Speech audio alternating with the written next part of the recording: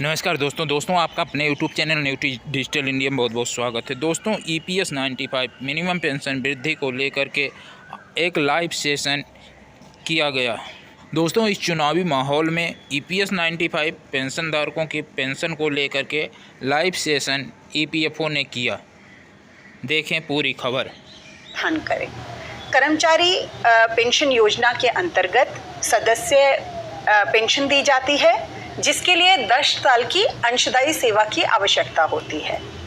अगर सदस्य की आकस्मिक मौत हो जाती है तो परिवार पेंशन दी जाती है, जिसमें शुरू में जो पति या पत्नी है उनको पेंशन मिलती है और साथ में एक समय में 2 बच्चों को पेंशन मिलती है।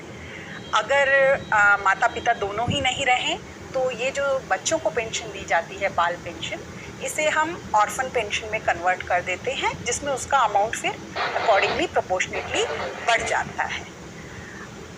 जहाँ परिवार नहीं है वहाँ ऐसा सदस्य जो अविवाहित है या किसी अन्य कारण से अब उसके परिवार में कोई नहीं है, वहाँ नॉमिनी को पेंशन दी जाती है और इसीलिए ई नॉमिनेशन करना बहुत आवश्यक है। कॉन्ट्रीब्यूशन नहीं आया, बाद में आने लगा, लेकिन चूंकि जो सुप्रीम कोर्ट का ऑर्डर है वो बहुत क्लियरली कहता है कि सिर्फ जिनका लगातार हायर पेंशन पे कंट्रीब्यूशन आया है उनको हमने ये लाभ देना है, तो ऐसी स्थिति में हम लाभ नहीं दे पाएंगे। तो जो भी एम्प्लॉय, जो भी सदस्य या जो भी स्थापना, वहाँ से जो आवेदन आया है, यदि वो एलिजिबल पाया गया तो उसको अवश्य पेंशन दी जाएगी हायर वेजेस पे। और हम ऑलरेडी हज़ारों लोगों को ये पेंशन दे रहे हैं, हायर सैलरी के ऊपर जो पेंशन दे रहे हैं वो ऑलरेडी हज़ारों PPO इशू हो चुके हैं। मुझे लगता है कि हम लोग जो है वो हर पेंशन और हर केस को एग्जामिन करके उस पर एक स्पीकिंग ऑर्डर पास कर रहे हैं, शायद ऐसा कुछ है। जो स्पीकिंग ऑर्डर है वो 2014 से पहले जो नौकरी छोड़ चुके थे उनके लिए स्पीकिंग ऑर्डर है। जो इन्होंने कहा 2014 के बाद वाले जो केसेस हैं उनके लिए सिर्फ एक निर्णय दिया जाएगा, उसमें स्पीकिंग ऑर्डर नहीं है। लेकिन आपको logically we will tell you कि रीज़न, अगर आपका निरस्त होता है, अगर आपका अप्रूव होता है तो आपको एक डिमांड लेटर मिलेगा जिसमें आपको बताया जाएगा कि आपने कितनी राशि या तो जमा करनी है या आपने हमें अलाउ करना है, हमें आपने परमिशन दे देनी है कि हाँ हम आपके PF से वो पैसा पेंशन फंड की तरफ डाइवर्ट कर देंगे। तो जिनकी सही होगी एप्लीकेशन, जो एलिजिबल निकलेंगे उनको डिमांड लेटर्स आएंगे, और जिनकी नहीं होगी उनके पास रिजेक्शन आएगा और उनको रिजेक्शन के रीज़न भी बताए जाएंगे। बहुत अच्छी बात आपने बताई और हमारे दर्शक लगातार हमसे जुड़ते जा रहे हैं, संख्या बढ़ती जा रही है। और मैं देख पा रहा हूँ कि कुछ लोग जो है वो पेंशन से अलावा मामलों पर भी सवाल पूछ रहे हैं। तो मेरा उन सब से अनुरोध है कि आज का सेशन स्पेशली पेंशन के लिए है, तो कृपया पेंशन तक अपने आप को सीमित रखें। पेंशन के अलावा जो भी सवाल हैं वो या तो हमारे जो कंप्लेंट पोर्टल है EPFIGMS उस पर आएँ या किसी दूसरे माध्यम का उपयोग करें।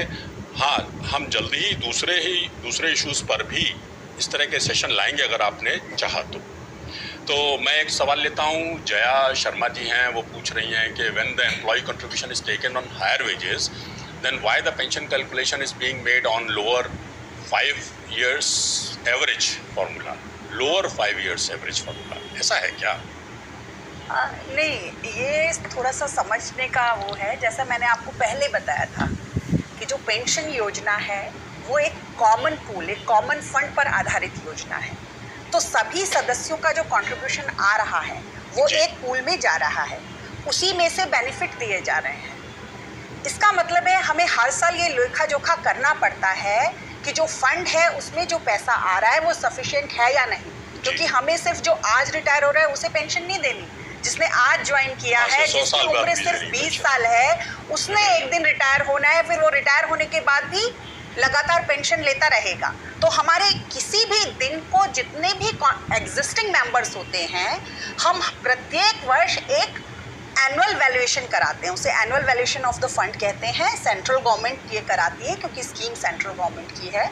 तो भारत सरकार इसके लिए एक वैल्यूअर को नियुक्त करती है जो सारा फंड का आकलन करता है कि कितना पैसा आ रहा है, उसमें हमें कितना इंटरेस्ट अर्न हो रहा है, कितना हम लोगों को बेनिफिट दे रहे हैं। तो जब वो ये आकलन करता है तो योजना में प्रावधान है कि इस आकलन के आधार पर केंद्रीय सरकार यदि चाहे तो किसी बेनिफिट को बढ़ा सकती है, किसी को कम कर सकती है, कंट्रीब्यूशन रेट को बढ़ा सकती है, कम कर सकती है, और कितने टाइम के लिए कोई बेनिफिट दिया जाना है, ये सब चीज़ें कर सकती है।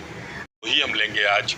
और अगर आपकी कोई शिकायत है, कोई परिवेदना है, कोई आपको जानकारी चाहिए, तो आप हमारे पास दूसरे माध्यमों से पहुंच सकते हैं, जिसमें कि EPFI GMS 1 है। आप हमारे ऑफिसेज भी जा सकते हैं, PRO पे भी संपर्क कर सकते हैं। और इससे भी बड़ी बात यह है कि EPFO ने पिछले कई सालों में, ख़ासतौर से पिछले 2 सालों में, एक सोशल मीडिया पे अपनी प्रेजेंस बढ़ाई है, क्योंकि EPFO को पता है कि सोशल मीडिया पे आप सब मौजूद हैं और हमसे जुड़े रहते हैं और आप हमसे आगे भी जुड़ना चाहेंगे।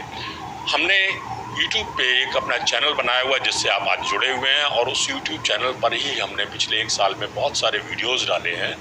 उन वीडियोस में हमने स्कीम और EPFO के बारे में बहुत सारे प्रावधान, बहुत सारी स्कीम, बहुत सारे लाभ बताए हैं। आप कैसे उन सब कैसे अपना काम करा सकते हैं। जैसे किसी ने पूछा कि उनका जो UN है वो लॉक हो गया, डिसेबल हो गया, हमने इस पर वीडियो बनाया हुआ है। हमने इस पर भी वीडियो बनाया हुआ है कि पेंशन स्कीम क्या है और पेंशन स्कीम में अलग अलग तरह के प्रावधान क्या हैं, क्या क्या लाभ हैं। आप पिछले हमारे अप्रैल के वीडियो अगर देखेंगे तो उसमें आपको मेंबर पेंशन और विडो पेंशन। दोस्तों यदि ये वीडियो पसंद आई तो वीडियो को लाइक करेंगे, चैनल भी हमारे नए हैं तो चैनल को सब्सक्राइब कर लेंगे। मिलते हैं नेक्स्ट वीडियो में, के लिए धन्यवाद। जय हिंद।